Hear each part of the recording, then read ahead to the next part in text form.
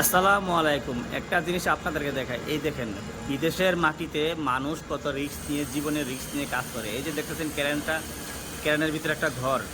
এই যে এখানে একজন মানুষ থাকে, মানে ড্রাইভার। এই ড্রাইভার এই যে ক্যারেনটা দেখতেছেন, এই ক্যারেনটাকে চালায়। এই যে দেখতেছেন এখানে লোহার শিকল, এখানে লক, আর এই যে ক্যারেনের লক আর লোহার শিকল। এই শিকলটা দিয়ে এই যে নিচ থেকে দেখেন, এই যে নিচে থেকে, ওই যে নিচে থেকে সামান উঠায়, মানে লোহা লঙ্কর সিমেন্ট যা লাগে সামান এটা দিয়ে উঠায়। আর এটা চালানোর জন্য এই যে এইটার ভিতরে কত উপরে দেখেন, মাটি থেকে কত 100 ফুট উপরে একটা মানুষ বসে তার পরিবারের জন্য জীবনের রিস্ক নিয়ে কাজ করে। এটার ভিতরে দেখেন রোদ বৃষ্টি ঝড় গরম ঠান্ডা সব এটার ভিতরে উনি।